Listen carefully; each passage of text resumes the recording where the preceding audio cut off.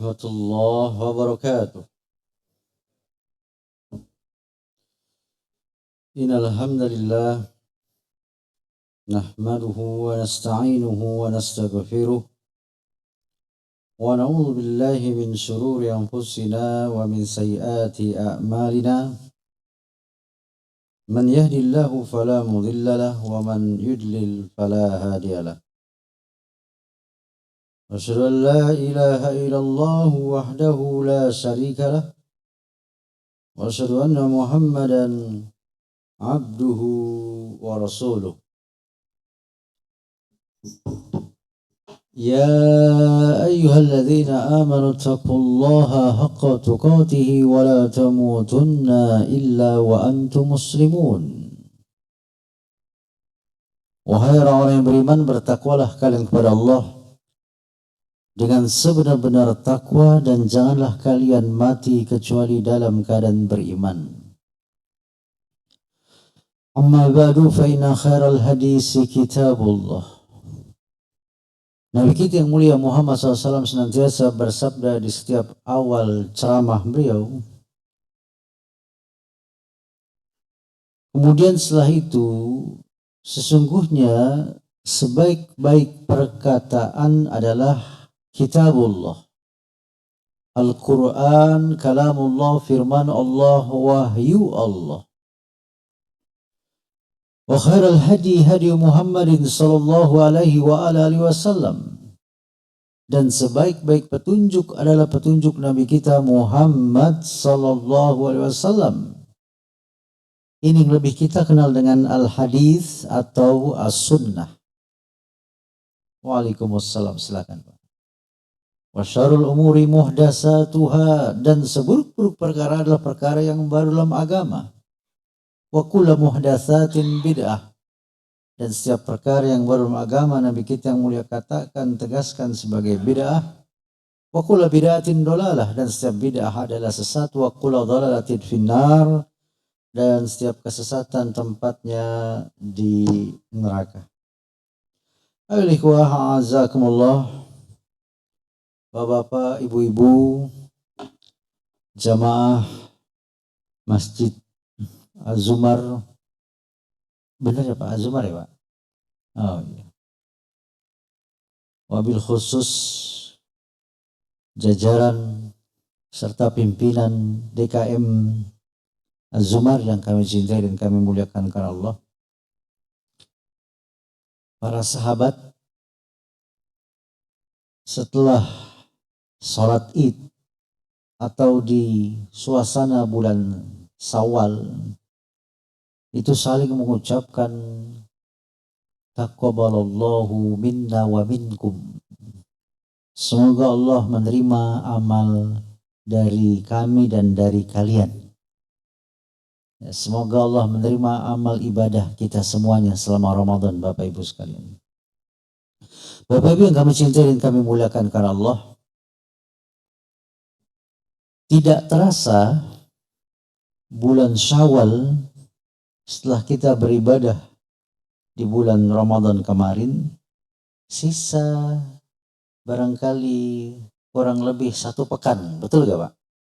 Iya, kurang lebih. Kalau sekarang mungkin 20 Syawal ya, kurang lebih.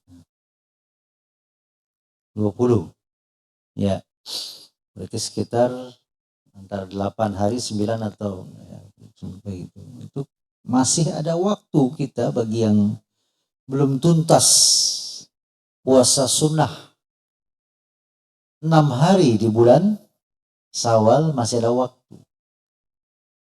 Ya, tidak harus mengkodok puasa yang utang ya. Karena Aisyah radhiyallahu anha sendiri bayar utang puasanya di bulan Sya'ban. Bulan Sya'ban artinya 1 bulan sebelum Ramadan. Ya, sehingga kesimpulan fikih para ulama, kalau dia waktunya masih panjang mau mengkodok silahkan. Tapi kalau waktunya sudah mepet, sisa beberapa hari, maka justru afdolnya dia puasa 6 hari di bulan Syawal. Ya, karena Betul hadisnya Nabi SAW bersabda, barang siapa yang berpuasa Ramadan kemudian diiringi dengan 6 hari puasa di bulan Syawal, maka Allah akan berikan pahala seperti puasa 1 tahun penuh. Sehingga kalau ada utang puasa lalu dia puasa Syawal, ya tentu Allah Maha Adil Bapak Ibu. Dia bukan mendapat pahala puasa setahun penuh. Setahun penuh kan 365 hari. Ya barangkali dia mendapat puasanya cuma 300 hari pahalanya. Atau 310 hari. Hanya Allah yang tahu. Ya nggak mungkin disamakan dengan orang yang puasa full Ramadan tambah 6 hari sama dengan yang nggak puasa full. Bapak Ibu yang kami cintai dan kami muliakan karena Allah. Kalau ada yang bertanya kepada kita nih Bapak Ibu, sampai kapan kita beribadah pada Allah? Jawabannya,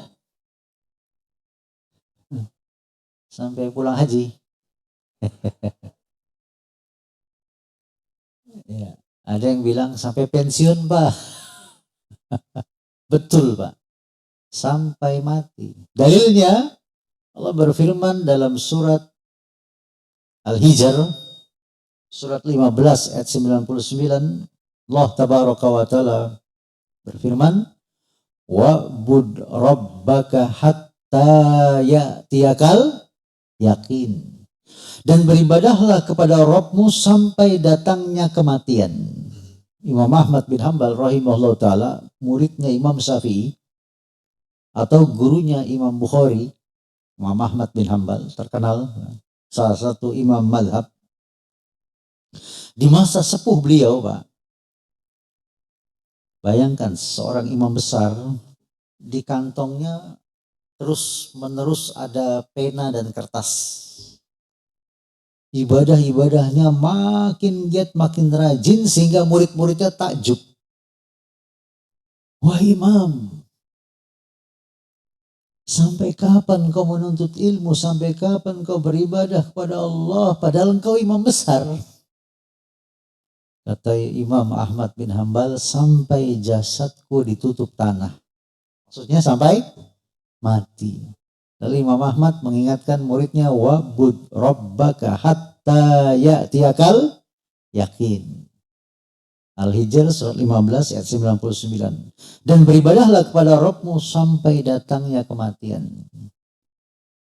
Jadi nggak ada ceritanya, oh saya sudah dapat gelar profesor jadi saya nggak usah ibadah lagi.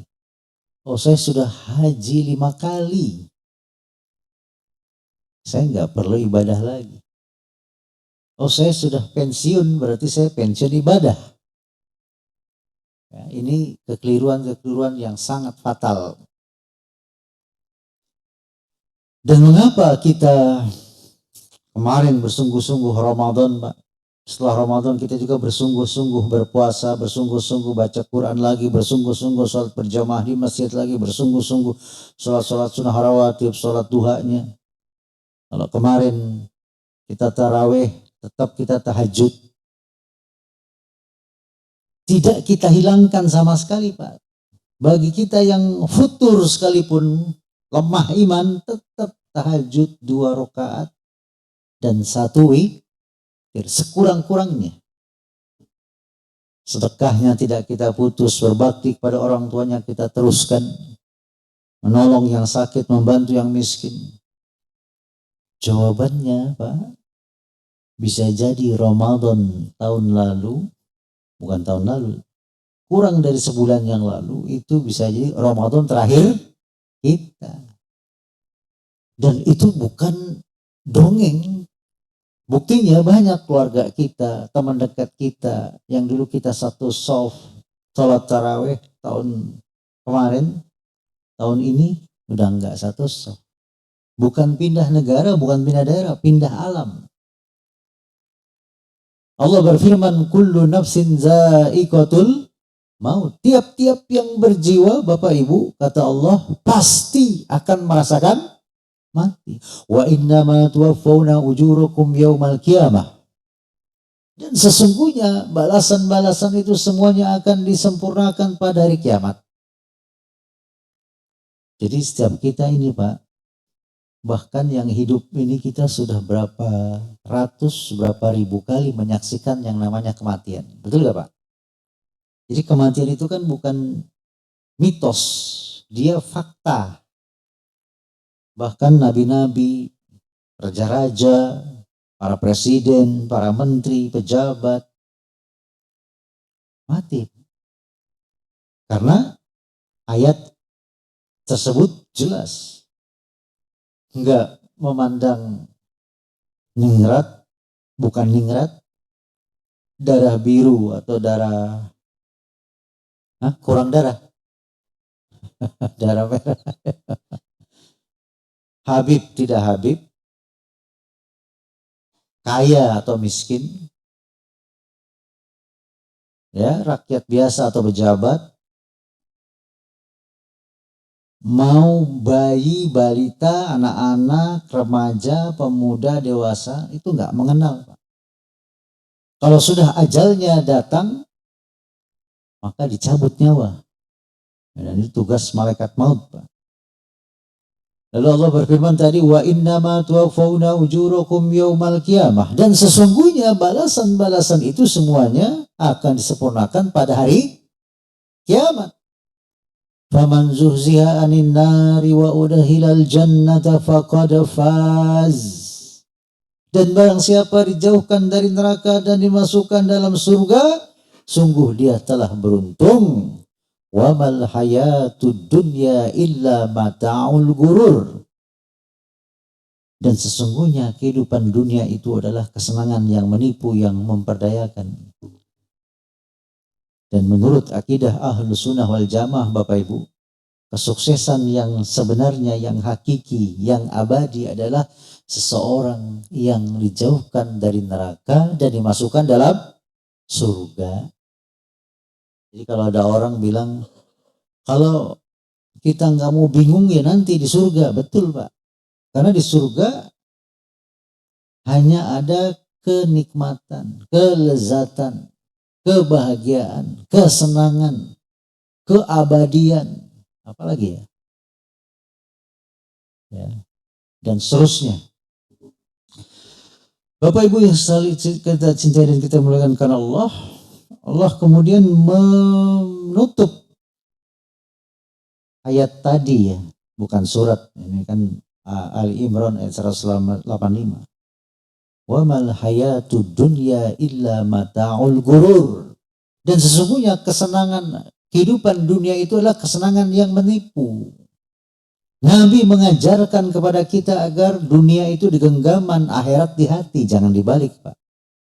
Dunia diapain? Genggaman, akhirat hati. Nabi SAW juga pernah mengibaratkan perbandingan dunia dengan akhirat. Kata Nabi seperti seorang yang mencelupkan jarinya ke air lautan Pak. Lalu jarinya diangkat. Sisa-sisa air laut yang menempel di jari jemari itu dunia. Akhirat yang luas itu, lautan yang luas itu akhirat. Nabi SAW juga pernah berjalan di pasar bersama para sahabat radhiyallahu anhum jami'an. Lalu tidak sengaja bertemu dengan seekor bangkai kambing kecil yang kupingnya cacat. Kata Nabi SAW, siapa yang mau membeli bangkai kambing ini? Kata para sahabat, wahai Rasulullah, jangankan membeli, dikasih gratis kami tidak mau. Kenapa Pak? Karena itu bangkai. Kata Nabi, ketahuilah sesungguhnya dunia ini lebih jelek daripada bangkai kambing kecil yang kupingnya cacat ini. Ya. Oleh karenanya Ali bin Abi Thalib radhiyallahu anhu, banyak sekali hadis-hadis yang memerintahkan kita untuk juhud kepada dunia dan untuk kita bermegah-megahan dalam akhirat. Ya. Ali bin Abi Thalib radhiyallahu anhu sering menegaskan kepada keluarganya, sahabat-sahabatnya, terlebih ketika beliau menjadi khalifah yang terakhir Pak, 4. Apa kata Ali bin Abi Thalib? Sesungguhnya kehidupan ini terbagi 2. Ada kehidupan dunia, ada kehidupan akhirat. Masing-masing memiliki pengikut. Ada pengikut dunia, Ada pengikut akhirat. Ya bahkan bapak ibu yang gak ada uzur syar'i dengan datangnya sholat subuh berjamaah tadi, menghadiri majelis ilmu ini bukti bahwa kita pengikut akhirat. Salah satu bukti insya Allah kita ini pengikut akhirat. Masing-masing memiliki pengikut, kata Ali bin Abi Thalib radhiyallahu anhu, ada pengikut dunia, ada pengikut akhirat. Jadilah kalian pengikut akhirat dan jangan menjadi pengikut dunia. Kenapa? Kata Ali bin Abi Thalib, karena sesungguhnya hari ini, maksudnya di dunia ya Pak, waktunya kita beramal tanpa hisab. Adapun besok di akhirat, waktunya apa Pak? Hisab tanpa amal. Ya, dalam hadis yang banyak Nabi SAW menjelaskan, menegaskan, ketika kita seorang muslim itu Pak, seorang manusia diantarkan jenazahnya ke kuburan Pak, itu mengikuti 3 hal kata Nabi, keluarganya, hartanya, dan amalnya. Yang pertama, yang kedua, selesai penguburan pulang. Emang ada Pak keluarganya nemenin Pak? Hah? Bikin tenda, ya udah nemenin kita sini sampai kiamat. Nggak ada kan? Pulang. Yang tinggal apa? Amalnya. Betul bahwasanya kita masuk surga dalam hadis yang lain itu bukan karena amal tapi karena rahmat. Betul Pak. Tapi ingat, untuk mendapatkan rahmat harus beramal. Dan kita salah paham Pak. Bagaimana mungkin kita mendapat rahmat sedang kita bermalas-malasan, sedang kita nggak mau beribadah, kita nggak mau beramal soleh. Ya. Dan lihat Pak, orang-orang yang meninggalnya dalam keadaan kafir, murtad, musyrik, munafik, i'tiqadi, atau bermalas-malasan dalam beribadah, banyak melakukan kemaksiatan, meninggal dia Pak, Allah abadikan penyesalan mereka. Dalam surat Al-Mu'minun ini sering kita ulang-ulang biar untuk menjadi pengingat untuk kami pribadi dan kita semua Pak. Dalam surat Al-Mu'minun surat 23 ayat 99 sampai 100 Allah berfirman, wa hatta idza jaa ahadahumul mautu qala rabbirji'un. Sehingga apabila datang kematian kepada salah seorang di antara mereka, mereka berdoa, ya Rabbi, ya Tuhanku, kembalikanlah aku ke dunia. Itu penyesalan atau kebahagiaan Pak? Penyesalan. Dia merintih, merengek, mohon pada Allah, minta dikembalikan ke dunia. Ini Pak bukti, nggak ada tuh roh gentayangan Pak. Nggak ada tuh yang namanya reinkarnasi Pak. Nggak ada tuh katanya roh pada hari-hari tertentu datang ke rumah berada atas genteng katanya. Ya. Ini dia merengek mohon minta dihidupkan kembali. Untuk apa? La'alli a'malu shalihan fima tarak.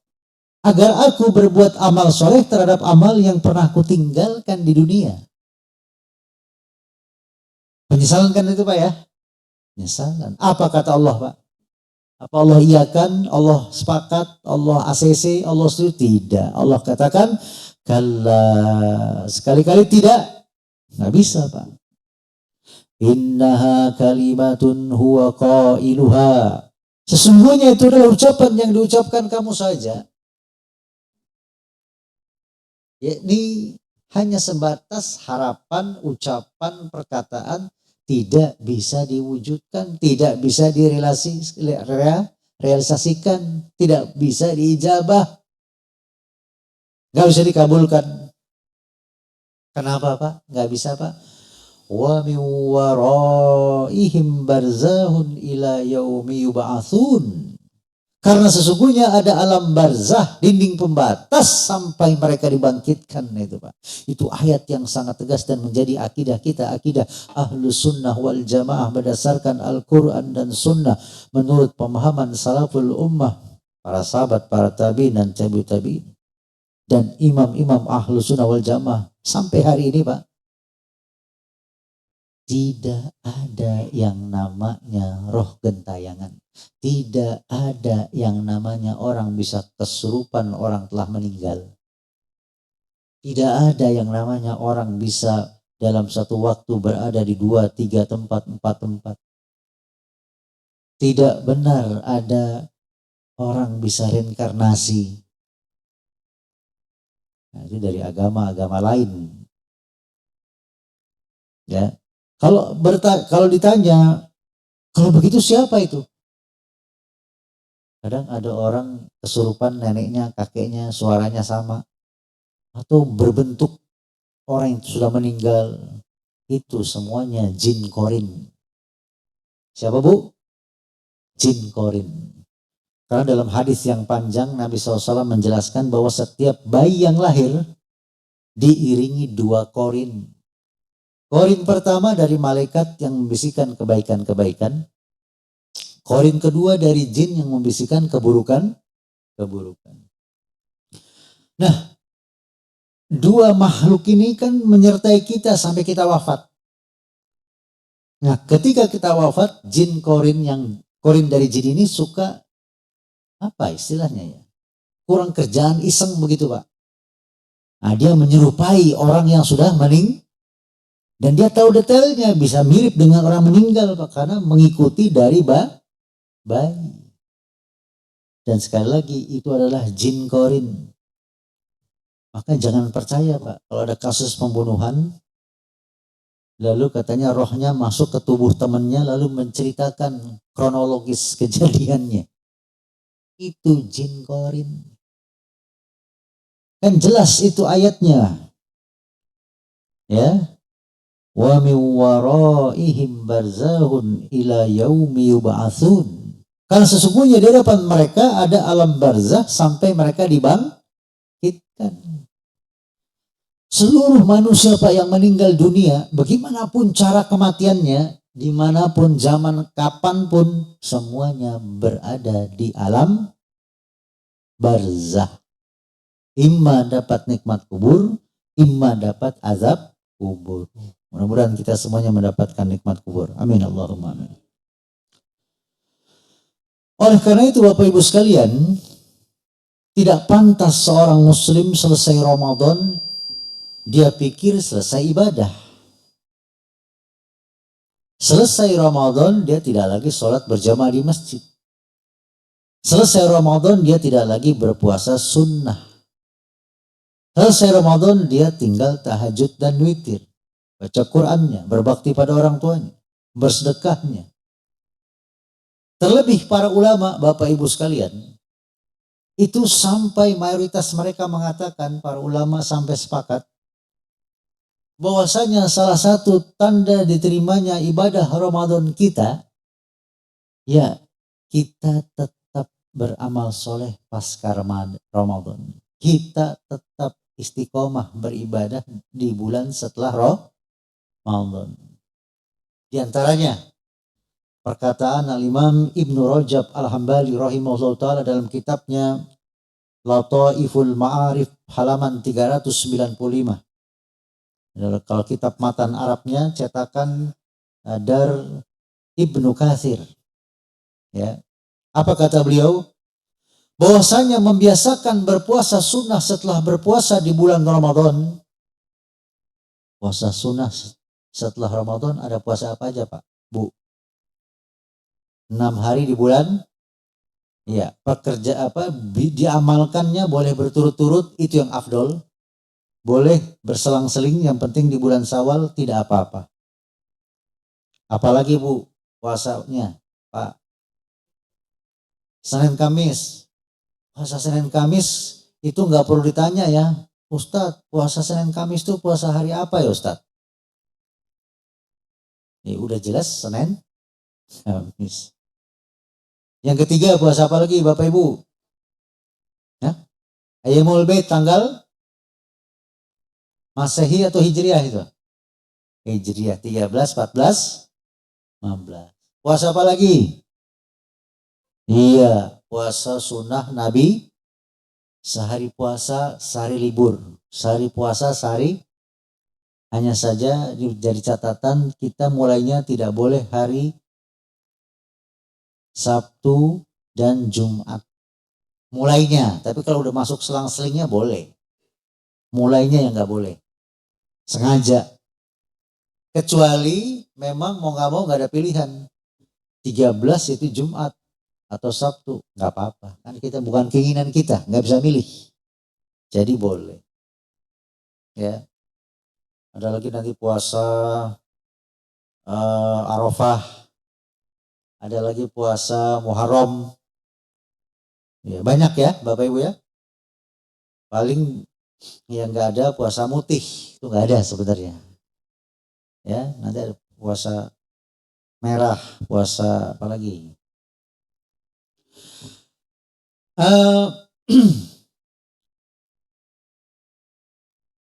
Bahwasanya membiasakan berpuasa, kata Imam Ibnu Rajab Al-Hambali, membiasakan berpuasa sunnah setelah berpuasa di bulan Ramadan merupakan tanda atas terimanya amalan puasa di bulan Ramadan. Nah, jadi di antara tanda-tanda kita nggak diterima Pak, kita malas berpuasa setelah Ramadan. Di antara tanda-tandanya. Sebab sesungguhnya apabila Allah Ta'ala menerima amalan seorang hamba, maka Allah akan memberi taufik padanya untuk melakukan amalan soleh sesudahnya. Jadi dia nggak berhenti di Ramadan Pak, dilanjutkan.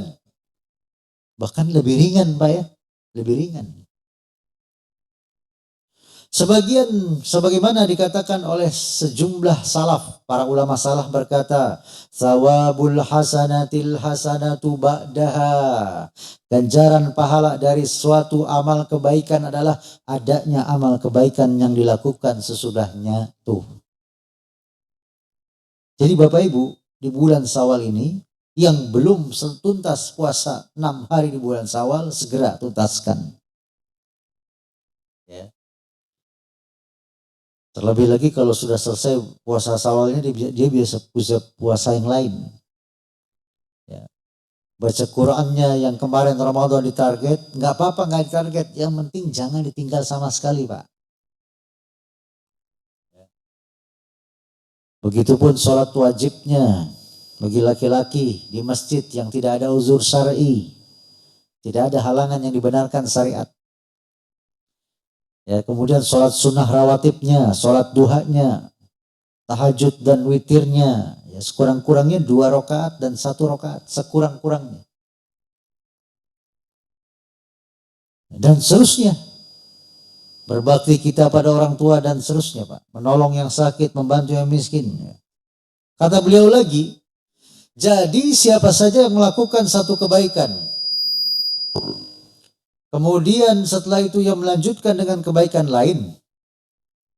Ya, kita Ramadan kita berusaha sudah melakukan kebaikan amal soleh. Dilanjutkan kebaikan lain maksudnya setelah Ramadan. Maka hal itu merupakan tanda diterimanya amalan yang pertama.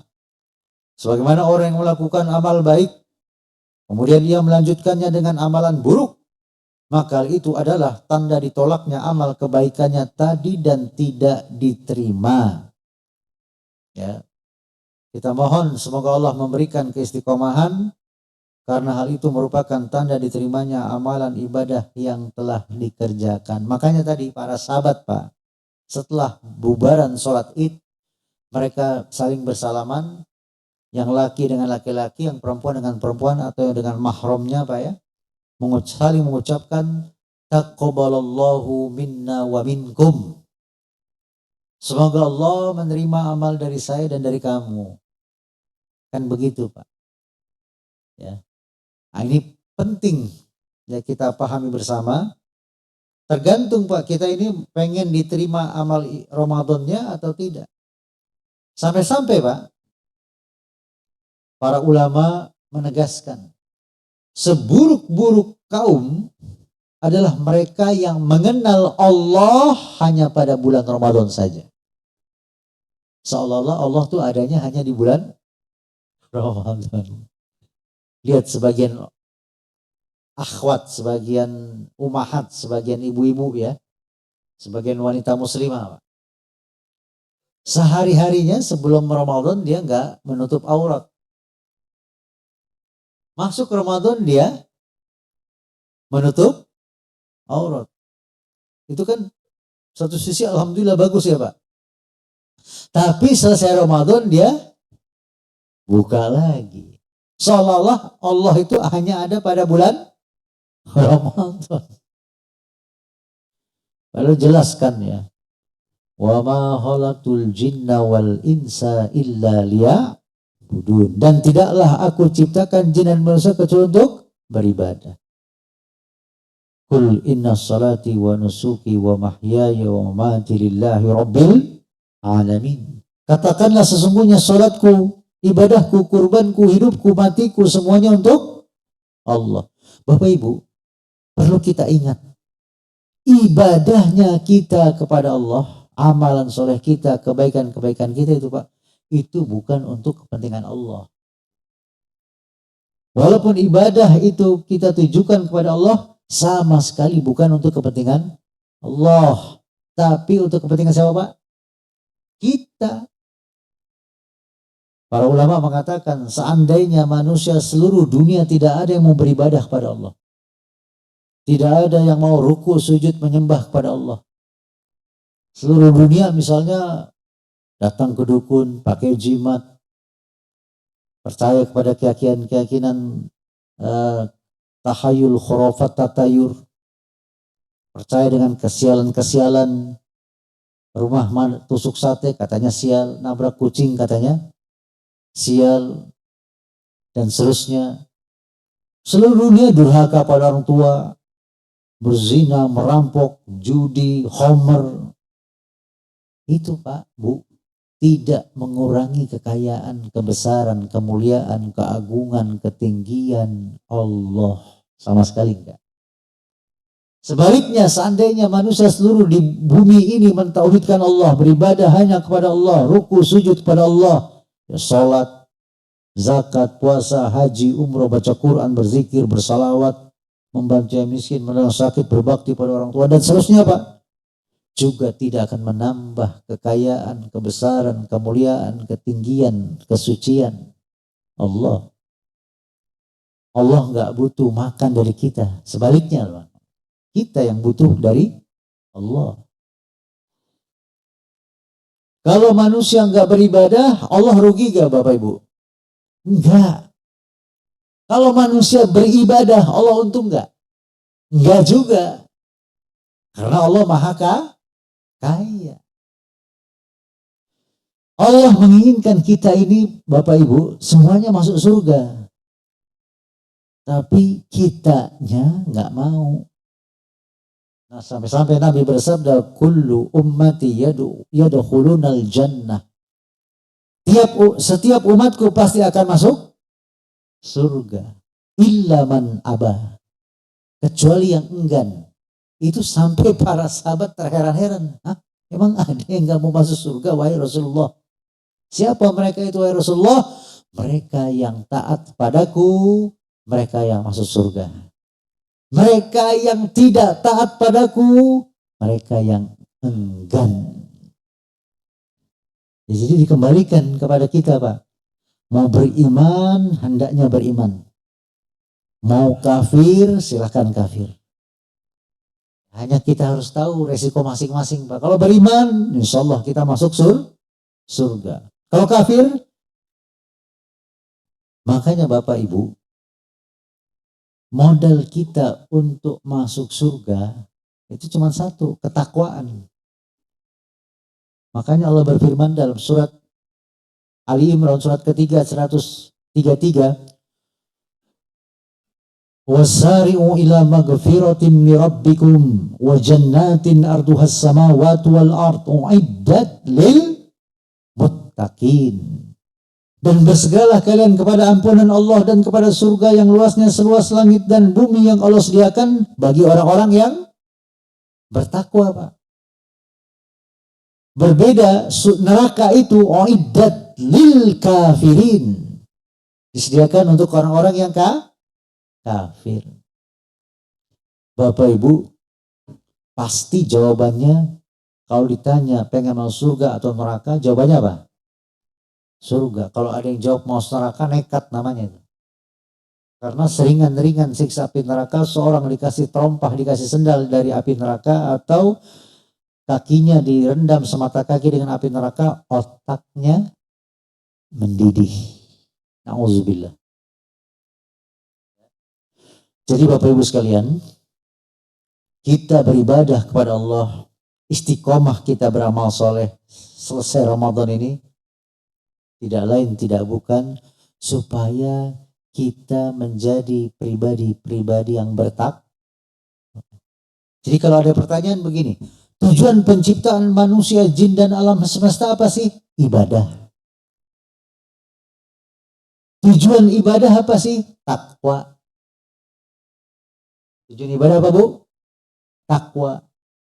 Kemudian urgensi takwa di dunia dan di akhirat apa sih? Urgensi takwa di dunia agar kita mulia dalam pandangan Allah. Inna akramakum indallahi atqakum. Sesungguhnya yang paling mulia di antara kalian, Allah tidak katakan yang paling ningrat, yang paling darah biru, yang paling kaya, yang paling pejabat, yang paling habib, tidak. Allah katakan yang paling takwa. Itu di dunia agar kita mulia dalam pandangan Allah, Bapak Ibu. Karena percuma kita mulia dalam pandangan manusia di dunia, tapi hina dalam pandangan Allah. Mendingan sebaliknya, mulia dalam pandangan Allah, hina dalam pandangan manusia, nggak apa-apa. Karena kita mati kembali kepada Allah, bukan kembali kepada manusia. Ya. Kemudian apa urgensi takwa di akhirat tadi? Agar kita semuanya bisa masuk surga, Bapak Ibu. Kita terus mohon pada Allah Subhanahu wa Ta'ala agar kita tetap istiqomah beramal soleh setelah Ramadan. Terlebih lagi bisa jadi sangat mungkin Ramadan ini, Bapak Ibu, Ramadan terakhir bagi kita. Ya, itu sangat mungkin. Ya, tentu kita mohon pada Allah Subhanahu wa Ta'ala agar kita diwafatkan dalam keadaan husnul khotimah, dijauhkan dari su'ul khotimah, dijauhkan siksa kubur, dijauhkan dari siksa api neraka, dimasukkan dalam surga, diterima amal ibadah kita. Dan itu inti-inti doa kalau kita ziarah kubur, Bapak Ibu. Bukan kita malah minta didoakan sama orang yang telah meninggal. Keliru ya. Justru orang yang meninggal butuh doa orang yang hidup. Kan orang meninggal tadi bisa beramal soleh gak? Udah gak bisa. Doanya dikabulkan gak? Itu jelas. Hatta idza jaa ahadahumul mautu qala rabbirji'un. Sehingga kematian, apabila kematian datang kepada salah seorang di antara mereka, mereka berdoa, ya Tuhanku, kembalikanlah aku ke dunia. La'alli a'malu salihan fima tarak. Agar aku berbuat amal soleh terhadap amal yang aku tinggalkan. Kata Allah, kalla, sekali-kali gak bisa. Jadi keliru kalau kita ziarah kubur malah minta didoakan sama yang telah meninggal. Justru orang yang meninggal ini butuh doa orang yang masih hidup. Nah, anehnya lagi Bapak Ibu, sebagian kita malah curhat sama kuburan. Pak, ini mama bawa anak-anak, Pak. Anak-anak diurusnya susah banget, Pak. Bilangin, Pak. Ya, ini kan gimana ya Bapak Ibu ya? Waktu sebelum masuk kubur itu dimandikan, dikafankan, disolatkan, dikuburkan sama yang hidup atau dirinya sendiri, Pak? Tuh, sebelum masuk kubur aja nggak bisa apa-apa. Udah masuk kubur kita malah minta tolong, minta didoakan. Makanya Umar bin Khattab radhiyallahu anhu ketika menjadi khalifah 10 tahun, 2 tahun setengah pertama paceklik, pancaroba, nggak turun-turun hujan, Pak, kering. Apa yang dilakukan Umar, Pak? Bukan ke kuburan Nabi. Umar datang ke paman-paman Nabi yang masih hidup untuk didoakan agar negeri ini turun hujan. Ya. Di antaranya kepada Abbas bin Abdul Muthalib. Wahai Abbas, wahai paman Nabi, dulu kami kalau ada kesulitan datang kepada Nabi waktu Nabi masih hidup. Sekarang Nabi telah wafat. Kami mohon engkau doakan agar negeri ini ya diangkat dari kekeringan, dari pancaroba, ya, kalau bahasa kitanya krisis ekonomi. Berdoakan sama Abbas bin Abdul Muthalib ya, radhiyallahu an. Nggak lama turun hujan. Dan Profesor Dr. Buya Hamka, Pak, yang lahir 1908, wafat 1981, Ketua Umum MUI yang pertama, pendiri Al-Azhar, penulis kitab Al-Azhar. Terkenal ya Pak, tokoh ini ya. Masuk pahlawan nasional juga. Itu dalam bukunya Pelajaran Agama Islam, bukunya tebal. Nah, itu membantah orang-orang yang ziarah kubur malah minta-minta di kuburan. Ada yang minta supaya dapat jabatan, ada yang minta supaya dapat jodoh, ada yang minta sembuh dari sakit, ada yang minta biar awet muda, ada yang minta biar kebal, dan seterusnya. Jangan dibalik Pak ya. Justru orang yang telah meninggal itu butuh doa orang yang masih hidup. Adapun perbuatan sebagian manusia bukan dalil. Dalil kita Al-Quran dan Sunnah menurut pemahaman salafus soleh. Allah berfirman, Ya ayyuhalladzina amanu atiullaha wa atiur rasul wa ulil amri minkum fa in tanaza'tum fi shay'in farudduhu ila Allahi wa rasul, dan seterusnya. Wahai orang-orang yang beriman, taatlah kamu kepada Allah dan taatlah kamu kepada Rasul.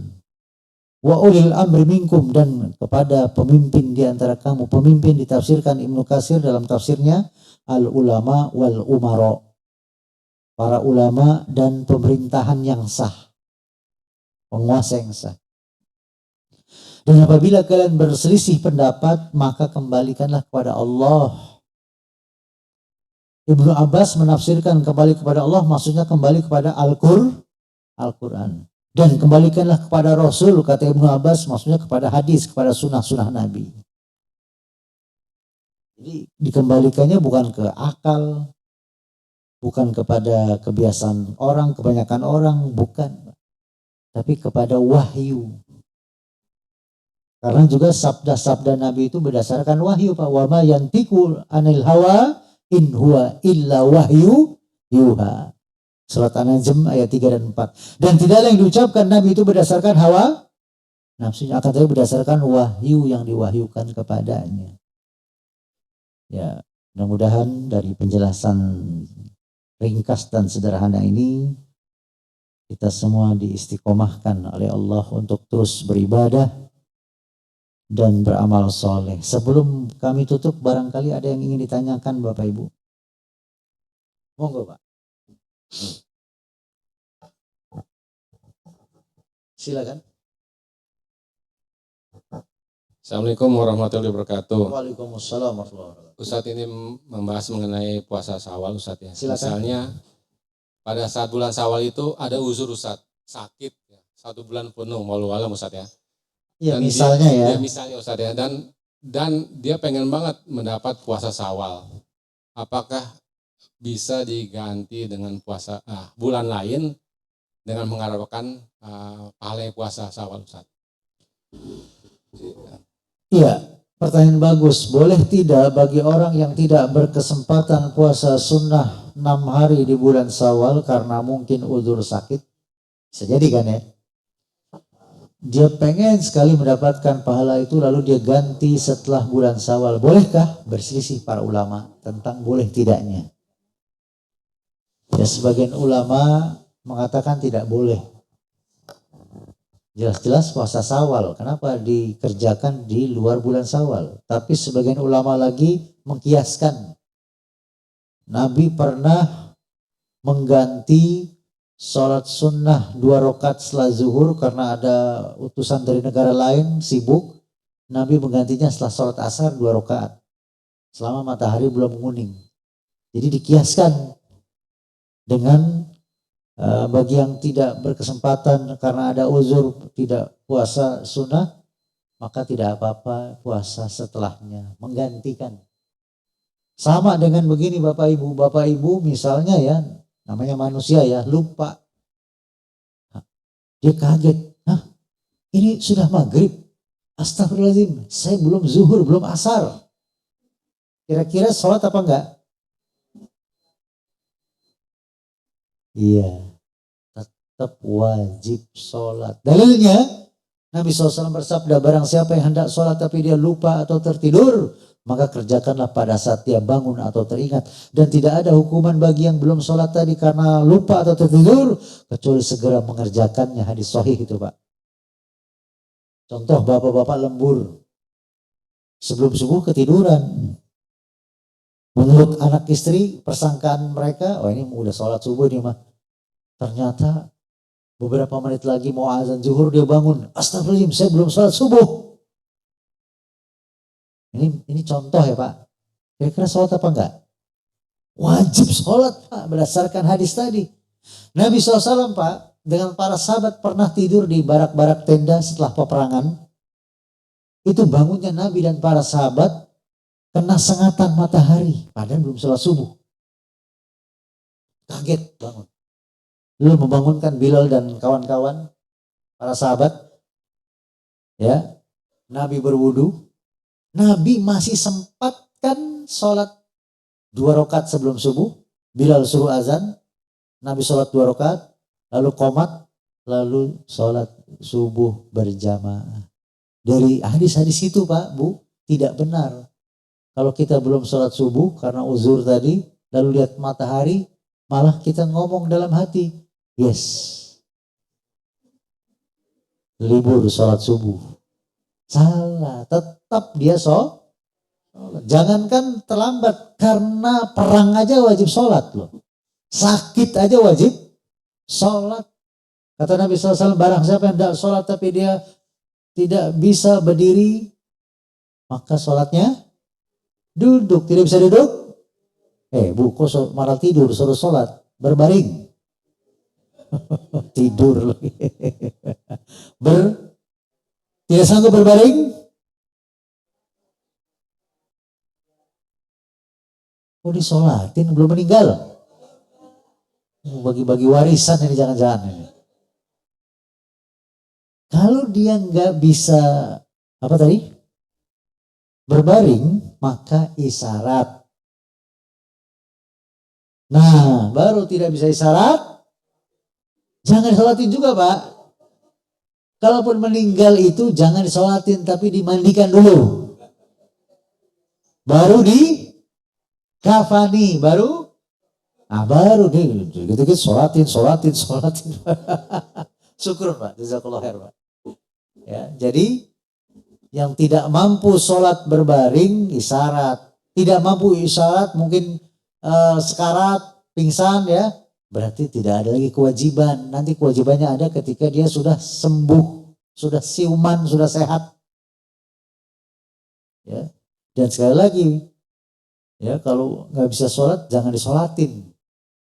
Tapi kalau udah meninggal jadi kalau udah meninggal tahu-tahu disolatin jadi bid'ah jadinya Pak.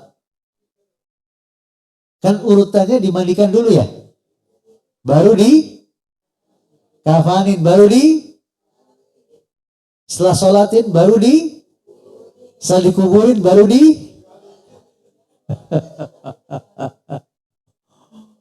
ya. Jadi kalau kita mau pilih pendapat, wallahu alam kami lebih condong pendapat kedua, boleh dikodok. Tapi dengan catatan tadi karena ada uzur syar'i yang nggak bisa apa namanya? Dihindari. Wallahu alam. Ada lagi Bapak Ibu pertanyaan?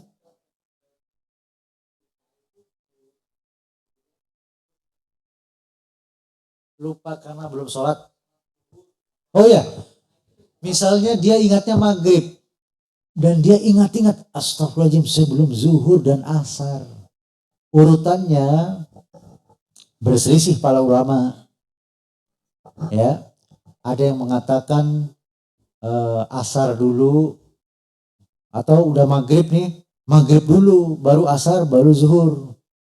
Nah, tapi pendapat yang kuat, urutan sholat tidak boleh dirubah. Urutan sholat yang pertamanya apa di situ, kasus itu? Zuhur, baru yang kedua asar, yang ketiga maghrib. Jadi itu sebenarnya yang benar begitu. Barangkali begini, Ustadz, saya maghrib berjamaah, itu udah mau masuk qomat itu. Padahal saya ingat-ingat saya belum asar. Gitu ya Pak, bisa ya? Boleh imam dan makmum beda niat boleh. Jadi dia sholat maghrib, kita niatnya asar. Gimana caranya? Dia salam, kita berdiri, tambah 1 rakaat. Berarti nanti kita sholat maghribnya sendirian. Dipahami Pak ya? Iya. Contoh ini sering banyak kasus. Bapak-bapak kemacetan di jalan. Ngejar ke masjid sholat maghrib. Ternyata sampai masjid sholat isya. Belum sholat. Sering gak kejadian gitu Pak? Ya, itu resiko punya mobil Pak ya. Apa yang harus dia lakukan? Niat dia tetap sholat maghrib. Lah gimana caranya? Di masjid kan isya 4 rakaat gitu ya. Sedangkan kita maghrib 3. Dalam kitab-kitab fikih, diantaranya kitab Syekh Dr. Wahaf Al-Qahtani, ulama Saudi Arabia Pak, masih hidup. Di dalam kitabnya sudah terjemah tuh saya lihat, ensiklopedi sholat menurut Al-Quran dan Sunnah. Ada 2 cara Pak. Cara pertama, mereka bangkit dari rakaat, kan sholat isya ya, imam jamaah sholat apa tadi Pak? Kita belum sholat maghrib. Ketika mereka bangkit ke rakaat keempat, kita bisa sebentar tasawuf akhir. Assalamualaikum warahmatullahi wabarakatuh. Kejar rakaat keempat mereka sebagai rakaat pertama sholat isya kita. Berarti mereka nanti salam, kita tambah berapa rakaat? 3 rakaat. Dan ini nanti pasti kelihatan aneh. Orang kok begini sholatnya ya? Sebelah kita sibuk mikirin aliran apa ini. Itu fatwa-fatwa para ulama. Itu cara pertama. Cara kedua, ketika mereka berdiri, ya, betul gak Pak? Hah? Isya, rakaat keempat, kita nungguin. Kita panjangin tasahudnya. Rakaat terakhir kita kan sholat maghrib 3 rakaat ya.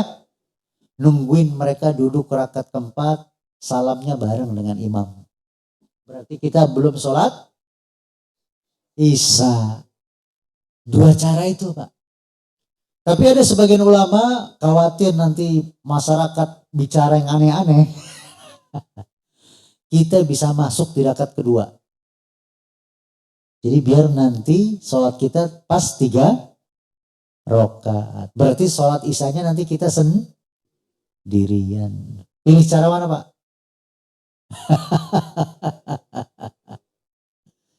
Ah itu Pak. Ya Pak ya. Jadi seperti itu.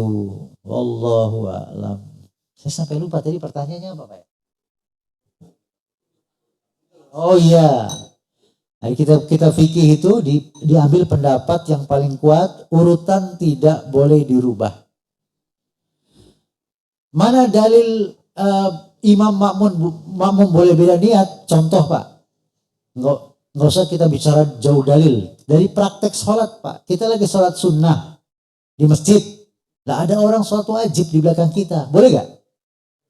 Apa kita akan ngomong, sorry bro, lagi sholat sunnah? Batal. Nggak apa-apa, imam dan makmum beda niat boleh. Tidak dipermasalahkan. Hadisnya Pak, Nabi SAW pernah bubaran sholat subuh. Ada seorang sahabat masbuk baru datang. Lalu Nabi berkata kepada yang baru datang ini, di depan para sahabat yang mau pulang. Nah, jadi Nabi berkata, saya ralat kepada para sahabat yang mau pulang. Kata Nabi begini, Siapa di antara kalian yang mau jadi imam atau makmum sholat bersamanya? Ya, bagi dia yang belum sholat wajib, bagi kalian sunnah. Ini contoh lagi nih. Bapak udah sholat subuh di sini.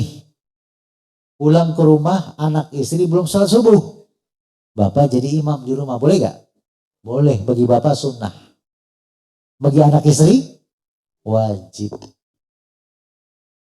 Udah jelas beda niat. Yang satu sholat sunnah, satu sholat wajib. Jelas ya Pak? Silakan Pak, barakallahu fikum. Assalamualaikum Waalaikumsalam Pak. warahmatullahi Ya. wabarakatuh. Pak, saya di luar konteks Pak. Saya ingin bersedekah, tapi saya cek orang itu benar apa enggak gitu. Apakah pahala saya berkurang? Itu aja Pak. Bagus pertanyaannya. Bapak ingin bersedekah kepada seseorang, sudah ditentukan. Akan tetapi Bapak ngecek terlebih dahulu. Orang ini benar atau tidak. Maksud benar tidak bisa jadi ini sholat apa enggak sih orang ini. Kan gitu Pak ya. Orang ini Ramadan kemarin puasa gak sih? Kan gitu ya. Jawabannya tidak mengurangi pahala sedekah. Justru itu dia selektif. Sampai-sampai para ulama Pak, kalau ada dua orang miskin, yang satu sholat, satu nggak sholat, dahulukan sedekah yang sholat. Sampai-sampai kalau ada dua warung muslim, satunya nggak sholat, satu sholat, dahulukan yang dikasih yang sholat. Apakah haram ngasih kepada yang nggak sholat? Nggak haram, tapi lebih afdol kasih yang sholat. Silakan lagi yang lain Pak. Habis? Ada ibu-ibu? Silakan. Ya. Silakan ya. Ya, tentang saum Daud kan harus berurutan ritmenya. Ternyata misalkan jatuh di hari Sabtu, terus ada undangan yang mungkin lebih baik tidak saum. Nah, itu memulainya lagi itu apakah hari Ahad atau boleh mengawali lagi hari Senin misalkan? Oh ya. Jawabannya karena hadis yang melarang memulai sholat sunnah yang nggak bisa kita pilih ya Pak, itu Jumat dan Sabtu. Adapun Ahad tidak dilarang. Jadi boleh ibu memulainya Ahad, boleh. Atau boleh mulai Senin. Jadi sekalian nanti diniatkan double. Selain puasa Daud juga puasa Senin. Apalagi bertepatan dengan Yaumul Bait. Bisa 3 pahala itu. Tapi ingat ya, ini penggabungan niat untuk puasa sunnah dengan sunnah. Nggak bisa sunnah dengan wajib, nggak bisa. Misalnya, Ustadz saya sekarang puasa sunnah Syawal sekaligus qadha, nggak boleh. Ya. Sholat pun begitu Pak, penggabungannya harus sunnah dengan sunnah, nggak boleh sunnah dengan wajib. Contoh orang datang ke masjid, waktu qomat terbatas ya Pak. Dia 2 rakaat itu diniatkan tahiyatul masjid, diniatkan syukur wudu, diniatkan sholat qobliyah. Boleh, kan sama-sama sunnah. Nggak boleh misalnya orang, saya ini sholat zuhur sekalian sholat sunnah, nggak boleh. Harus sunnah dengan yang puasa juga sunnah dengan sunnah. Tidak boleh digabung dengan wajib. Tersendiri. Wallahu alam. Ada lagi Ibu? Ya. Ya.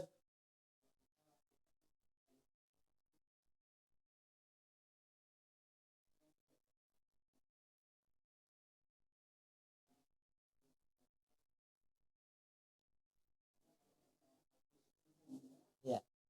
Ya. Nggak disebut tanggal. Kembali tadi Pak. Bisa dikiaskan. Seperti Nabi SAW pernah mengganti yang terluput. Ya.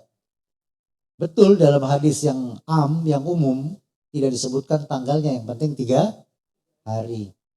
Nah dari sini juga para ulama sebagiannya membolehkan bagi yang terluput 13, 14, 15 nggak sempat, mungkin karena ada uzur syar'i Pak ya, boleh diganti di tanggal lain. Kalau ditanyakan apakah pahalanya sama besarnya, tentu berbeda. Ya. Tidak sama seperti orang yang mengerjakannya sempurna. Wallahu alam. Jadi boleh. Barakallahu fikum. Ada lagi Pak?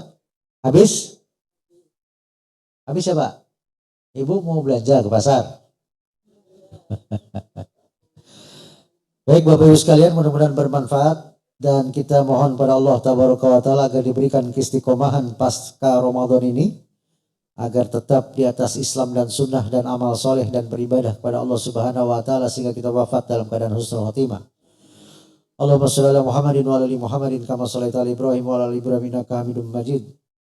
Wa barik ala Muhammadin wa ala ali Muhammadin kama barakta ala Ibrahim wa ala ali Ibrahim innaka Hamidum Majid. Allahumma ighfir lil muslimina wal muslimat wal mu'minina wal mu'minat al ahya'i minhum wal amwat innaka sami'un qarib. Rabbana atina fid dunya hasanah wa fil akhirati hasanah wa qina adzabannar. Subhana rabbika rabbil izzati amma yasifun wa salamun alal mursalin walhamdulillahi rabbil alamin. Subhanakallahumma bihamdika asyhadu an la ilaha illa anta astaghfiruka wa atubu ilaik. Assalamualaikum warahmatullahi wabarakatuh.